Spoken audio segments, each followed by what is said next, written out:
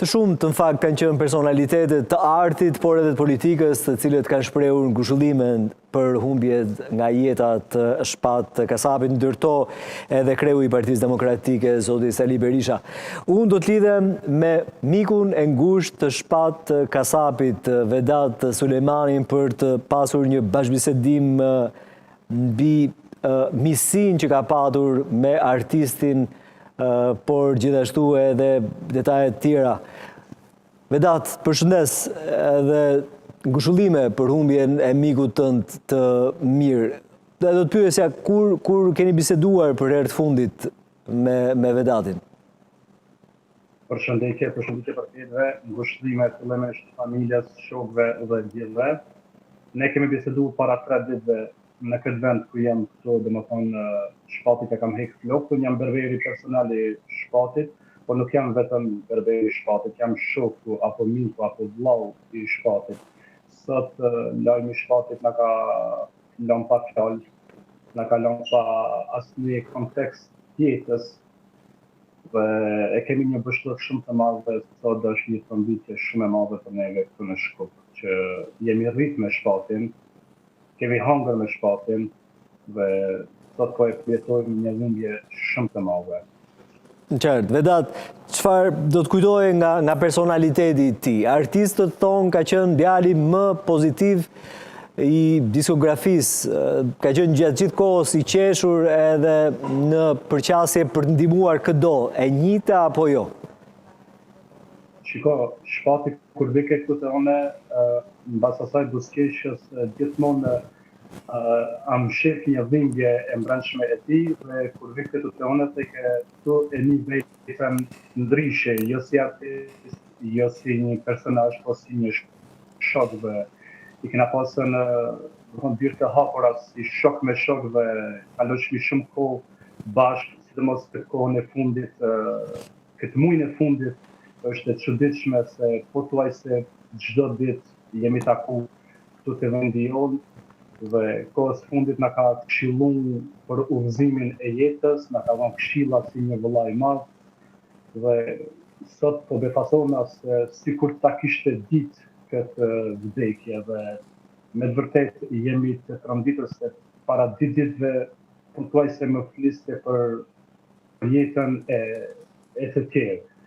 Do të jetën e ardhshme dhe sot kur të analizoj çka më tha para 2 ditëve, unë jam i shokuar dhe kam gërshër kur prej flok që nuk kam as vullnet as gjë, se jeta ka me të vërtet shumë e shkurt kur të analizojmë. Çfarë të tha Vedat, nëse mund ta ndash me ne? Ai ishte besimtar në fakt, musliman prej kohësh.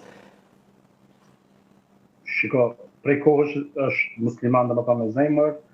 Më dha një amanet, e ja falu me mu në xhami, udhën e Zotit për sjellë dhe mesazhe shumë bombastike ku mos këndo askën në jetë, sepse lëndimet në jetën të kushtojnë, dhe sidomos disa kujtime shumë trona që s'moj sot të thonë. Qartë.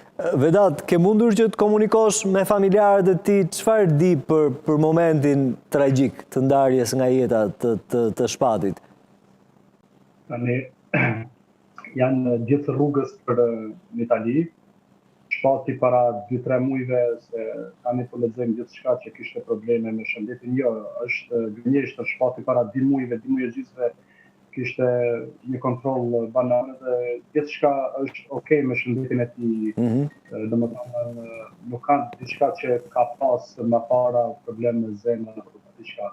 Është një vdekje që duhet të shërohet dhe mos të përfaqet më shumë siç po bën disa titullve. Na lëndojnë neve se na që njohim nga afër dhe e dim personazhin që është me të vërtetë më lënduese të shohim ato titulla.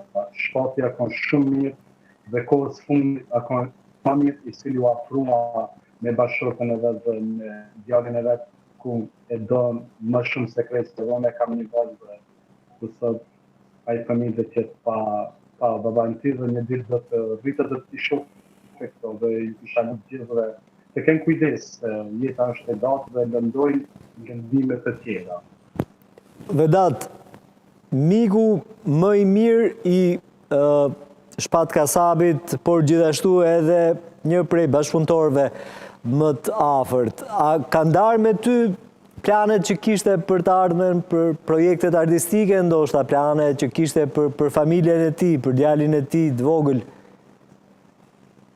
Tani, Shpati, unë jam një prej personazheve që jam shumë afër tij. Ishte i parafam të jetë në Big Brother dhe kishte një surprizë për mua që kem dërveri ti personal aty mbrenda dhe qëllimi ti se ja bona pyetjen konkrete tash pse po futesh, cilë janë shtëpiat.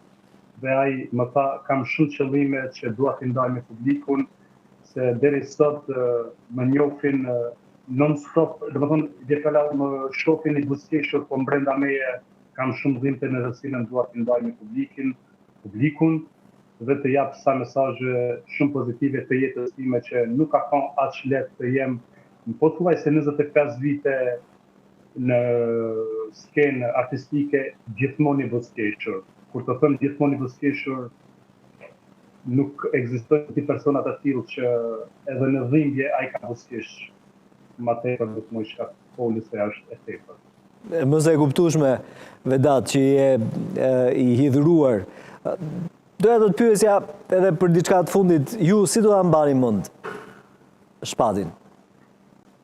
Shiko, disa persona largohen nga kjo jetë, po në zemrat tona gjithmonë do të jenë thellësisht kujtimet e tij që i kalon këtë vend ku jam unë këtu janë të shumta.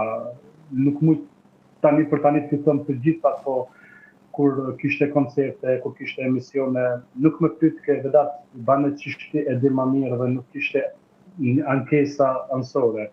Po një gjë të tillë që mund ta them dhe ta kujtoj gjithmonë se është një njeri që ka dashur, don dhe do të dojë gjithmonë dhe shpresoj që do të dita të takohemi në palaz bashkë.